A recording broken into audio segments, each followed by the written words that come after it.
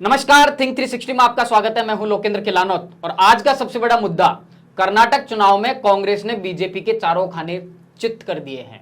कर्नाटक चुनाव को एक प्री बोर्ड की तरह माना जा रहा था और समझा तो यह जा रहा था कि कर्नाटक चुनाव के बाद में जो बाकी प्रदेशों में चुनाव है, उन चुनावों को कर्नाटक का जो चुनाव है बड़े स्तर पर प्रभावित करेगा। चुनाव है राजस्थान में, चुनाव है मध्य प्रदेश में और चुनाव है छत्तीसगढ़ में। कर्नाटक चुनाव का पूरा पोस्टमार्टम करेंगे हमारे वरिष्ठ साथी और राजनीतिक विश्लेषक प्रदीप विदावत के साथ। प्रदीप जी, आपने लगातार कर्नाटक चुनाव को बहुत ज्यादा बारीकी से देखा, वहां पर आपने लाइव रिपोर्टिंग की। क्या लगता है, ना कोई लहर है ना कोई कहर है? प्री बोर्ड कांग्रेस ने पास कर प्री बोर्ड अपन राजस्थान और हिंदी पट्टी के बाकी राज्यों के चुनाव के संदर्भ में कहेंगे। बाकी वो वहां का तो मेन एग्जाम ही था एक तरह से। तो अब बोर्ड के नतीजे पे आए हैं। इन नतीजों ने दक्षिण का जो गढ़ था, भारतीय जनता पार्टी ने कर्नाटक कब्जाया और उसके बाद ये था कि दक्षिण के बाकी राज्यों में प्रवेश की जो राह मुकम्मल की थी, वो कांग्रेस ने एक बड़े वोट बैंक के साथ में उसे चारों खाने चित कर दिया। जैसा कि आपने कहा, बीजेपी को बड़े पैमाने पे करीब 41 सीटों का नुकसान हुआ है। अभी तक के जो रुझान है उसमें कांग्रेस 137 सीट लीड कर रही है या जीत रही है और एक सीट पे उसका गठबंधन था। कुल 223 सीटों पे कांग्रेस ने चुनाव लड़ा था कर्नाटक में, बीजेपी ने 224 ही पे लड़ा था। जेडीएस, जिसके लिए कहा जा रहा था कि हंग असेंबली आएगी और वो किंग मेकर बनेगी, तो जेडीएस 17 सीटों पे सिमट गई है और 17 ही सीटों का उसे नुकसान हुआ है। पिछली बार 34 सीटों पे जेडीएस थी। आज अपन जो चर्चा करने वाले वो ये है कि देश के संदर्भ में इस चुनाव का क्या, 2024 के लोकसभा चुनाव में भारतीय जनता पार्टी का क्या नतीजा होने वाला है और राजस्थान खास करके इस चुनाव से किस तरह से प्रभावित होगा, इस पे अपन बात करेंगे। तो अगर मोटे मोटे तौर पे कर्नाटक में देखें तो दो चीजें बड़ी मार्के वाली रही है। परिणाम कुछ भी गया हो, राजस्थान से गए स्टार प्रचारक बुरी तरह फेल हुए हैं। सतीश पूनिया बीजेपी को जिताने गए थे, परिणाम देख लीजिए। कांग्रेस की सरकार बनी है लेकिन अशोक गहलोत ने जहां जहां प्रचार किया वहां बीजेपी भारी पड़ी है। आप देखिए कि करीब 5 से 6 सीटों पे उनका प्रचार हुआ था, जिसमें चिकपेट सीट थी, जिसमें गांधीनगर सीट थी। गांधीनगर सीट जीत ली है लेकिन वो महज 105 वोट से कांग्रेस जीत पाई है और वहां 15 प्रत्याशी खड़े थे और सभी प्रत्याशियों के 105 से ज्यादा वोट हैं।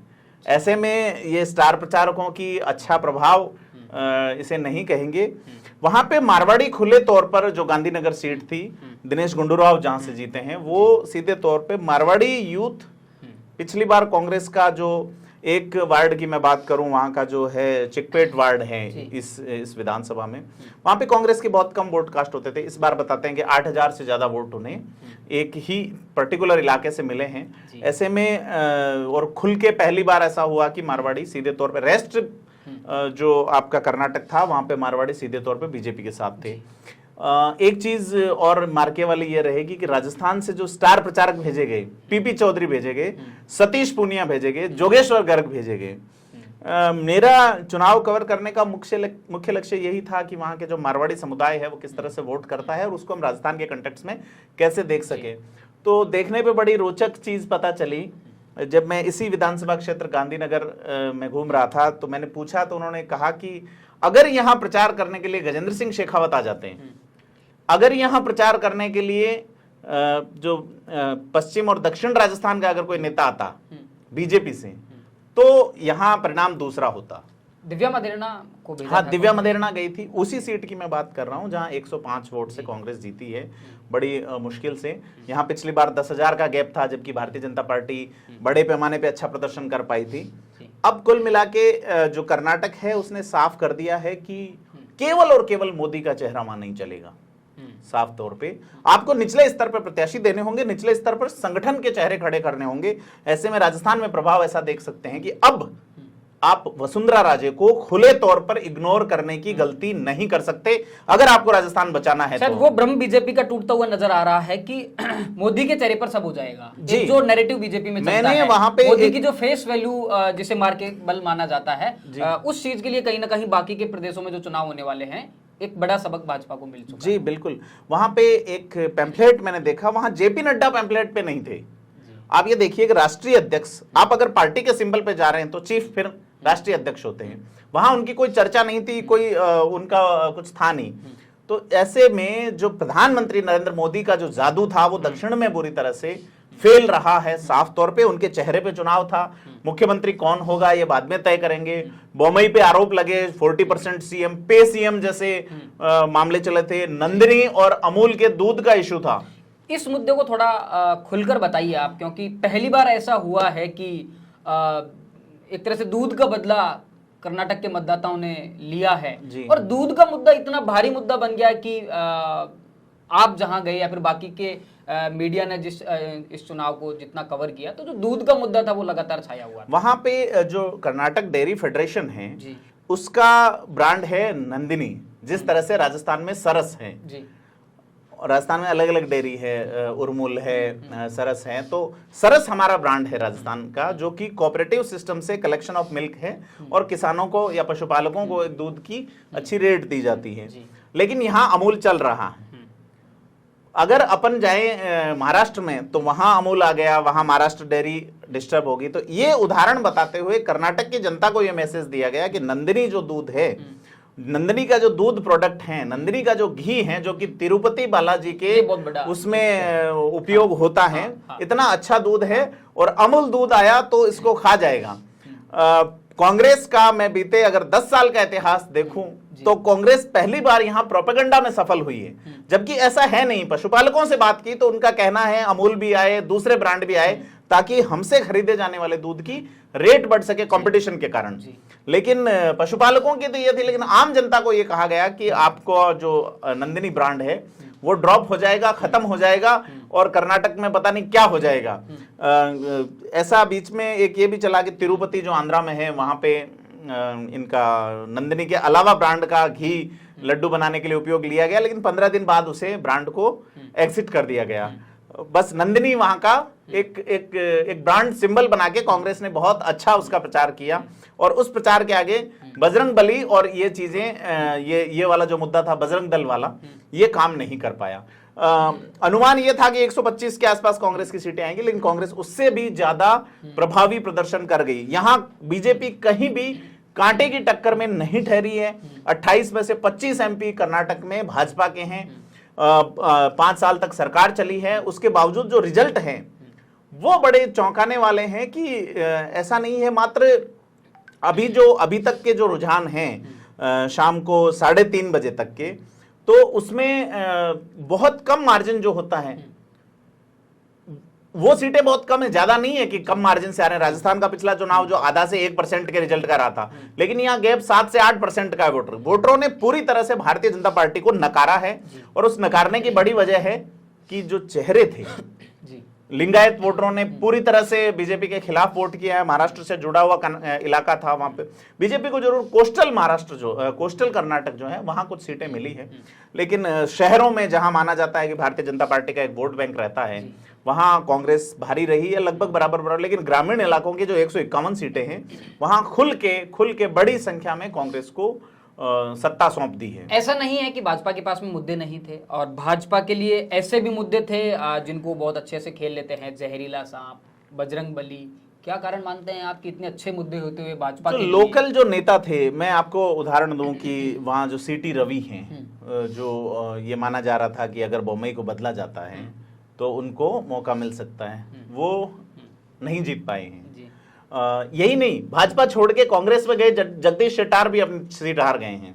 तो ये सारी चीजें ये कहती है कि कैंडिडेट में आप ये देखिए, जो येदियुरप्पा के बेटे विजेंद्र की बात चल रही है, जो पार्टी के उपाध्यक्ष हैं, या अपन बात करें इनकी जो खरगे के पुत्र जीते हैं, तो दूसरी पीढ़ी जो है उनका भी एक अलग तरीके का रिजल्ट आया है।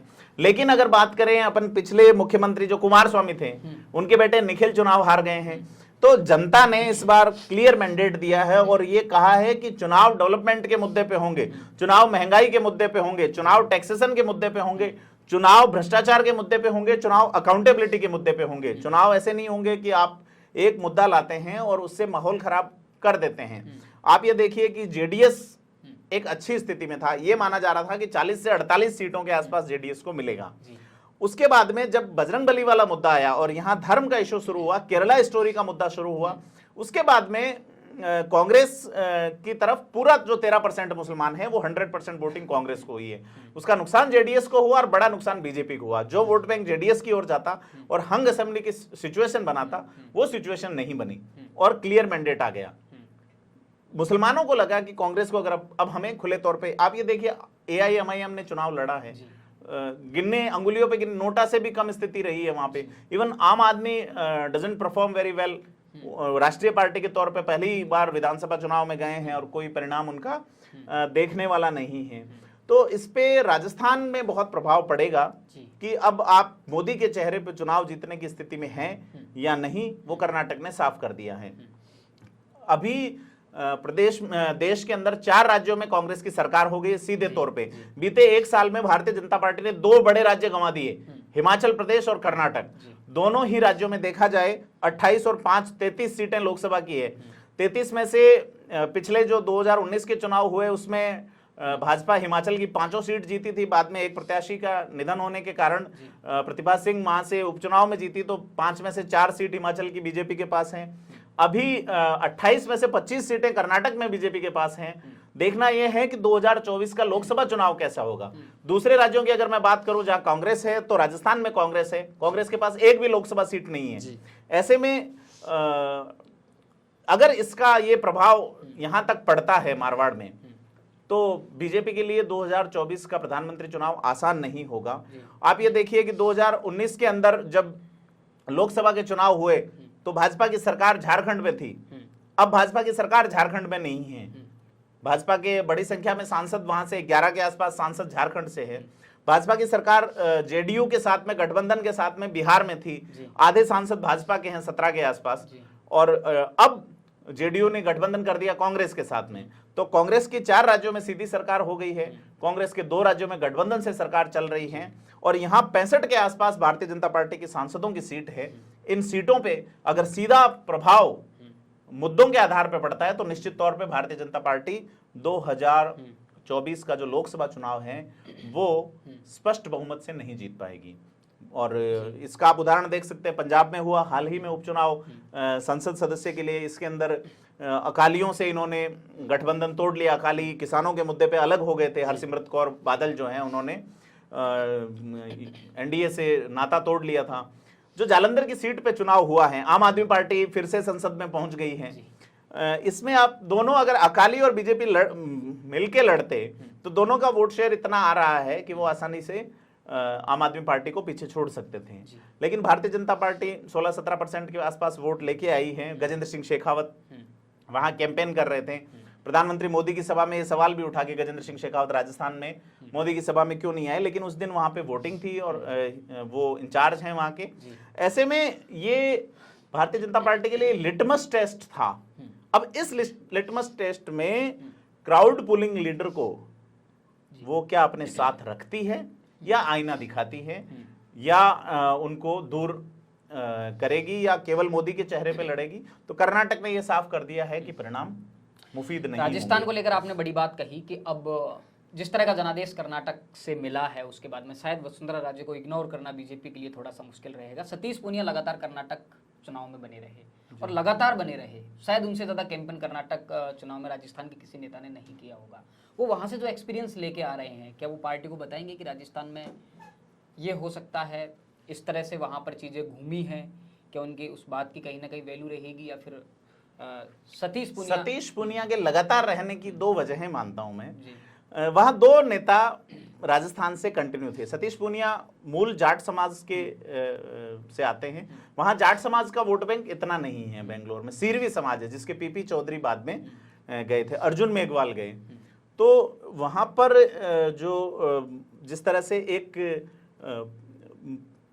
कास्ट इक्वेशन चलता है, CRP, पुरोहित, राजपूत और चौधरी में सिरवी हैं।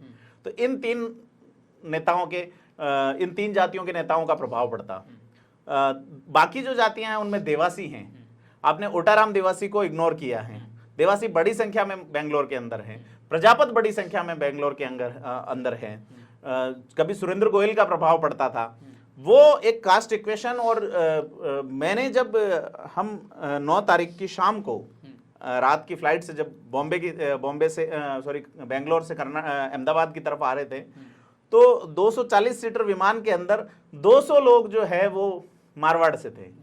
तो उनसे जब हमने बात की, पूछा कि आप लोग कल चुनाव है कर्नाटक में और आप वापस क्यों आ रहे हैं, तो बोले नहीं शादियां बहुत है और हमें प्रॉपर आमंत्रण निमंत्रण नहीं मिला है, वोट कहाँ है, वोट वही है साहब, तो शादी जरूरी है साहब, कोई बतलाना ही नहीं आया हमें। तो Bharatiya Janata Party door to door campaigning में कमजोर रही है वहां पे मारवाड़ियों में। ऐसे में उनका जो कोर वोट बैंक था, वो पहली बार ऐसा हुआ कि मारवाड़ी समुदाय सीधा कांग्रेस के पास में गया, खुलकर कांग्रेस पूरा नहीं गया, लेकिन ज्यादातर मारवाड़ी उदासीन रहे। बड़े बड़े नेता, वहां के बड़े बड़े इंडस्ट्रियलिस्ट जो है वो शादियां अटेंड करने के लिए मारवाड़ में थे। 30-40 लाख के आसपास का वोट बैंक है। ऐसे में वो जुड़ नहीं पाए, उनकी भावनाएं हैं, उनका सब कुछ है, लेकिन वो फिर ज्यादातर मारवाड़ आने के कारण एक बड़ा माहौल भी नहीं बन पाया। आपको मैंने बताया कि जैसे 105-107 सीट से कोई अगर प्रत्याशी जीत रहा है और वहां से वोटर अगर शादियां अटेंड करने आ रहे हैं, एक वोट भी बहुत इंपॉर्टेंट होता है। तो ये एक मोटे मोटे तौर पे राहुल गांधी ने दक्षिण से अपनी भारत जोड़ो यात्रा शुरू की थी और दक्षिण में अच्छा माहौल था भारत जोड़ो यात्रा का। लगातार कांग्रेस के नेता ये दावा करते रहे, अभी भी किया जाता है कि राहुल गांधी की भारत जोड़ो यात्रा का जो फायदा है वो कांग्रेस को चुनावों में मिलने वाला है, वो प्रदेश के चुनावों में मिलेगा, वो राष्ट्रीय चुनावों में मिलेगा। कितनी कारगर आप देखते हैं राहुल गांधी की भारत जोड़ो यात्रा को कर्नाटक चुनाव के लिए? देखिए, भारत जोड़ो यात्रा जो है वो सड़क से सड़क चली थी, पहली चीज।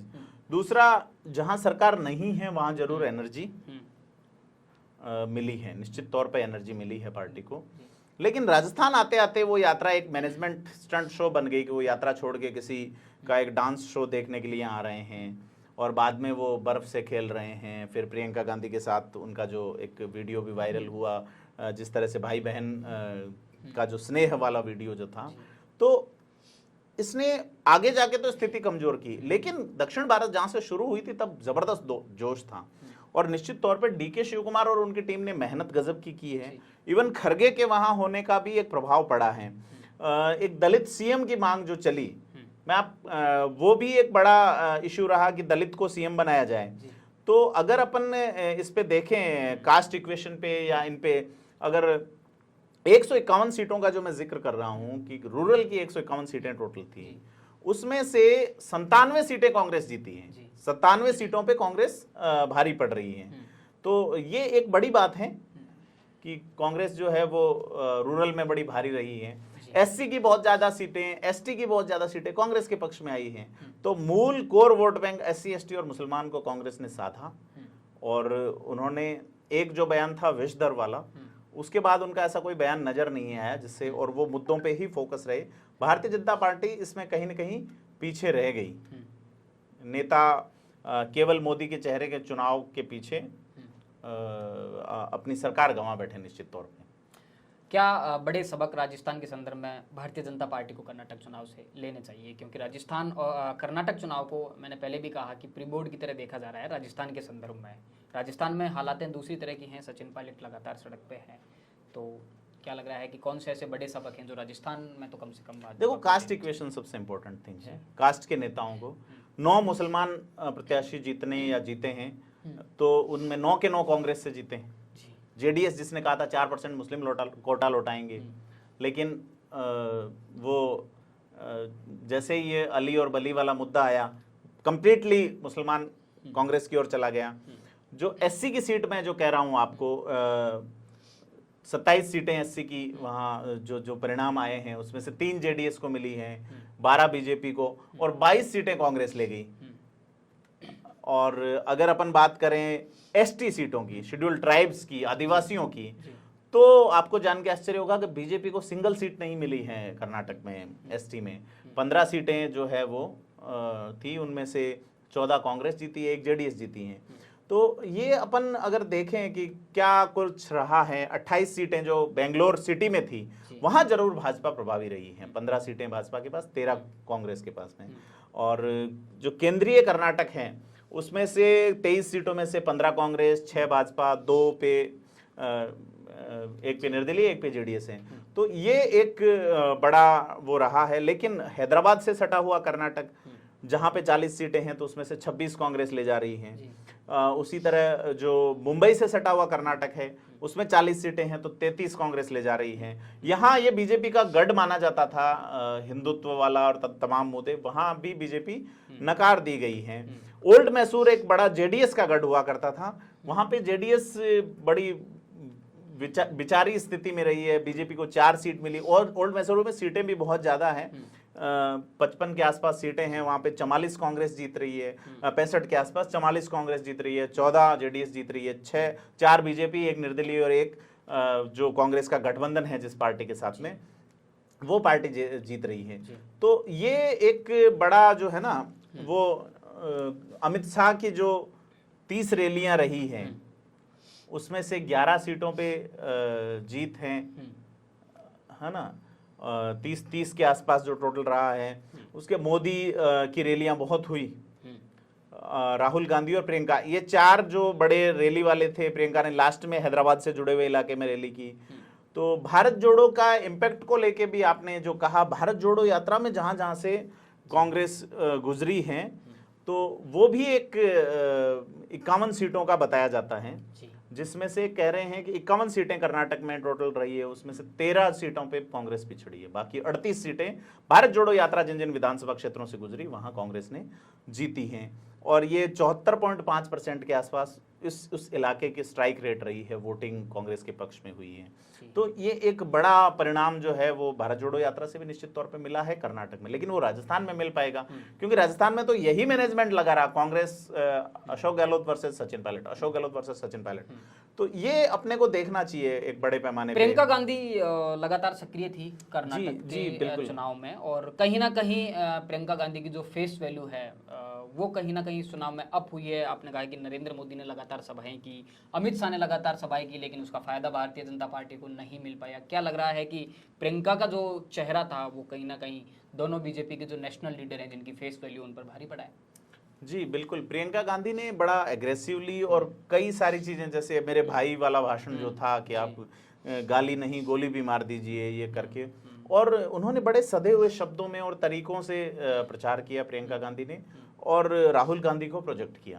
और दूसरा कांग्रेस की बात की, कांग्रेस की हिस्ट्री की बात की, कांग्रेस की सहनशीलता की बात की, और भारतीय जनता पार्टी आक्रामक रही।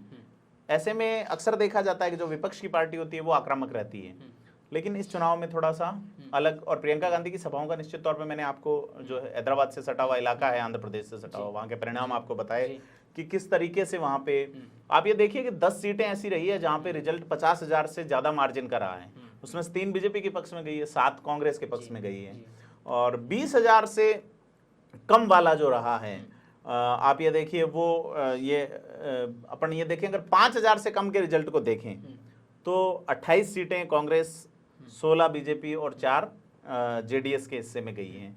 तो ज्यादा कोई ऐसा नहीं रहा है कि बड़ा एक अंतर रहा हो। अब कांग्रेस जो है वो 137 प्लस 1 जो गठबंधन में उनकी 138 सीटें जीत रही है। एक ये भी कहा जा रहा था कि अगर कांग्रेस हंग असेंबली आती है तो बीजेपी जेडीएस के सहयोग से सरकार बना सकती है। दूसरा ये था कि कांग्रेस अगर स्पष्ट बहुमत पाल लेती है तो सिद्धारमैया और डीके शिव कुमार का कॉन्फ्लिक्ट खड़ा होता है, तो दोनों में से एक को तोड़ सकती है। लेकिन अब बीजेपी के लिए दूर की कौड़ी है, उन्हें कम से कम 45 विधायक चाहिए, जो बहुत बड़ी बात होगी। और बीजेपी अगर ऐसा करती है तो उसे दूसरे स्टेट्स में उनका जो छवि लगातार जो प्रभावित हो रही है, नैतिकता की जो राजनीति है उसमें हार जाएगी। राजनीति तो संख्या का खेल है, नैतिकता की बात नहीं। अगर कोई आपके साथ जुड़ना चाहता है, राजनीतिक सुचिताओं की बात की जाती है, बिल्कुल की जाती है, बिल्कुल की जाती है। कहीं ना कहीं भाजपा, ये वही भाजपा है। और उसका एक स्टेट का भी बड़ा फेलियर, आप कितना बड़ा फेलियर मानते हैं? बीजेपी की सरकार थी, वहां पर पूरा घटनाक्रम एक ठेकेदार ने आत्महत्या कर ली थी। उसने ये कहा था कि 40% अगर नहीं देंगे तो सीएम, 40% सीएम का नारा बहुत जबरदस्त चला, और कांग्रेस का ये कैंपेन स्लोगन था, पे सीएम 40%, इस तरह के विज्ञापन बने। तो ये काफी इफेक्टिव रही चीजें वहां पे कर्नाटक के अंदर। केरला स्टोरी वाला आया तो यूथ से जब बात हुई थी वो बोले नो, ये चुनाव का मुद्दा नहीं होना चाहिए, अगर ये क्राइम है तो फिर इसको उसी तरीके से रोका जाना चाहिए, और अगर ये हो रहा है तो आपकी सरकार है, आप सरकार में हैं केंद्र में, आप इसे रोकिए। लेकिन हम किसे वोट दें ये तय होगा डेवलपमेंट और कंस्ट्रक्टिव जेडीएस को लेके बड़े दावे थे कि जेडीएस ही किंग मेकर रहेगा, मीडिया में इस तरह के दावे किए गए और एक जो माहौल बना, एक माहौल खड़ा हुआ जेडीएस के पक्ष में कि जेडीएस बहुत बड़ा किंग मेकर कर्नाटक, लेकिन जब नतीजे आए तो पूरी हवा निकल के रह गई क्योंकि वहाँ के लोकल नेता जेडीएस में ज़्यादा हैं। तो क्या बड़ा कारण मानते हैं? देखो, सबसे बड़ा जो कारण है जेडीएस और ये इसमें जो बीजेपी की हार का सबसे बड़ा कारण रहा है लिंगायत वोट बैंक। जो 224 सीटें हैं उसमें से 69 सीट्स जो है उन पे लिंगायत प्रत्याशी लिंगायत तय करते हैं। अब उसमें जो 69 में से 46 सीटें कांग्रेस जीत ली गई, जो कि बीजेपी का कोर वोट बैंक था। येदियुरप्पा अगर चाह रहे होते तो लिंगायत उधर जाते। बीजेपी को 19 सीटें सिर्फ मिली हैं, जेडीएस 2 ले गया उसमें से। तो ये एक बड़ा इवन जो हालांकि जो ब्राह्मण वोट बैंक हैं 10 सीटें जो ब्राह्मण वोट बैंक वाली हैं, तो उसमें से 6 बिल्कुल बीजेपी जीती हैं, 3 पे कांग्रेस और एक के ऊपर जेडीएस हैं। तो और मराठा सीटों पे भी आप अगर रिजल्ट देखेंगे, मराठा जो कि बीजेपी का कोर वोट बैंक है, वहाँ 6 में से 4 सीटें कांग्रेस ले गई। तो कास्ट के आधार पे मैं आपको बताना चाह रहा हूँ कि कास्ट का जो इक्वेशन है उसको भी बीजेपी साध नहीं पाई है। मैं फिर कहूंगा राजस्थान के संगठन में एससी का कोई बड़ा नेता नहीं है, आज भी एसटी के बड़े नेता को संगठन में कोई जगह नहीं है। ऐसे में ये अगर वोट बैंक राजस्थान में अलग तरीके से जाता है, आपने 9% मुसलमानों को बिल्कुल अलग कर रखा है, यूनुस खान एक अलग थलग पड़े हुए नेता हैं, तो आप किस तरह से विधानसभा में जाएंगे? आप वसुंधरा राजे जो कि पिछले 2 बार सीएम रही है, उन्हें मंच पे जिस तरह से भाषण नहीं देने दिया जाता, अब वो अपनी यात्रा निकाल रही है। कांग्रेस में सचिन पायलट और अशोक गहलोत का कॉन्फ्लिक्ट अगर टूट जाता है, राहुल गांधी उन्हें मनाने में सफल हो जाते हैं किसी भी मुद्दे पे, तो भाजपा किस स्तर पे तैयारी करेगी ये देखने वाली बात होगी। देवासी समाज की बड़ी नाराजगी बताई जा रही है। आपने कहा कि कर्नाटक में भी बड़े स्तर पर देवासी समाज है। ओटाराम देवासी को जिस तरह से इग्नोर किया, ओटाराम देवासी समाज के धर्म गुरु हैं। जी जी, इस तरह की बातें, एक माहौल बना हुआ है देवासी समाज में बिल्कुल। कि एक बतौर नेता नहीं, कम से कम एक समाज के धर्मगुरु के नाते ओटाराम। मैं जब नया पत्रकारिता में आया था तो मुझे याद है 2004-2003 में जब वसुंधरा राजे ने उन्हें टिकट ऑफर किया तो उन्होंने चुनाव लड़ने से मना कर दिया। बोले माता जी ने ये आदेश दिया उनको, देवी माँ ने, कि वो चुनाव नहीं लड़ेंगे।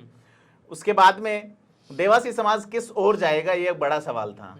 तो वसुंधरा राजे अपने हेलीकॉप्टर में ओटाराम देवासी को एक सभा से दूसरे सभा स्थल पर ले गई और देवासी समाज पूरा आस्था से सराबोर हो गया कि हमारे जो आस्था पुजारी हैं, हमारे जो महंत हैं, महंत जी कहते हैं उनको भोपा जी कहते हैं, तो भोपा जी को हेलीकॉप्टर में बिठा लिया वसुंधरा जी ने।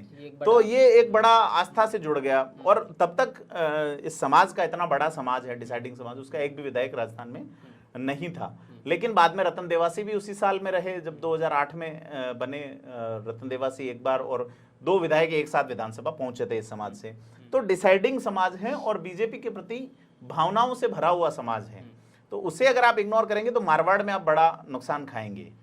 ये तय बात है। सिरोही सीट इससे प्रभावित होती है, आपकी रेवदर प्रभावित होती है, रानीवाड़ा, सांचौर, भीनमाल, जालोर, आहोर, बाली और सोजत का कुछ इलाका, 8-10 सीटें हैं, कई सीटें हैं जो देवासी समाज का एक बड़ा आप ये देखिए कि कांग्रेस परिसीमन के बाद में 2009 और 2014 के अगर लोकसभा चुनाव देखें तो जालोर के अंदर कांग्रेस का प्रत्याशी जमानत जब्त करवा रहा है।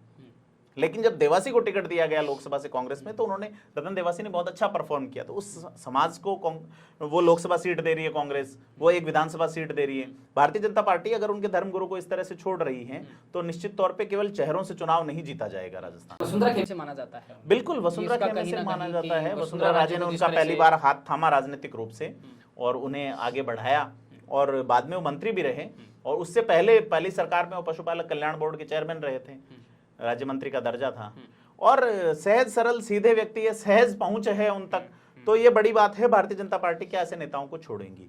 इस चुनाव के बाद में कांग्रेस में ये देखने को मिल सकता है लोकेंद्र जी आपको कि सचिन पायलट पे एक बड़ी कार्रवाई हो जाए जल्दी, जिस तरह से सचिन पायलट चल रहे हैं, क्योंकि कांग्रेस अब रिलैक्स मूड में आ गई है। 2018 के बाद कॉन्फिडेंस भी आ गया है। 2018 के बाद फिर 5-4.5 साल बाद कांग्रेस मुख्यालय में ढोल नगाड़े बजे हैं दिल्ली में, तो देखो अब क्या रहता है। हिमाचल में भी सरकार बनी, हिमाचल का जो पूरा क्रेडिट है सचिन पायलट ने लेने की कोशिश भी की। हिमाचल में उन्होंने लगातार काम किया और प्रॉमिस किया था कि सरकार बना के ही वापस लौटूंगा। अशोक गहलोत का ऐसा कोई प्रॉमिस, ऐसा कोई कमिटमेंट कर्नाटक चुनाव को लेकर? अब देखते हैं कर्नाटक में सीएलपी की बैठक में क्या होता है, कौन सीएम का प्रत्याशी होता है। डीके शिव कुमार हैं, सिद्धारमैया है, दो प्रमुख चेहरे। डीके शिव कुमार ने तो ये भी कहा था कि खरगे सीएम बने तो मैं स्वागत करूंगा। खरगे 3 बार प्रयास कर चुके हैं, नहीं बन पाए। अब अगर खरगे ये कह देते हैं कि नहीं हम तो बन रहे हैं, तो फिर क्या होगा वो देखने वाली बात है। स्वागत नहीं करोगे हमारा, अगर ये होता है तो ये बड़ी। तो लंबी चर्चा की कर्नाटक चुनाव का पूरा पोस्टमार्टम हमारे वरिष्ठ साथी और राजनीतिक विश्लेषक प्रदीप बिदावत के साथ में हमने किया। राजस्थान से जुड़े तमाम मुद्दों को जानने और समझने के लिए जुड़े रहिए थिंक 360 के साथ। धन्यवाद।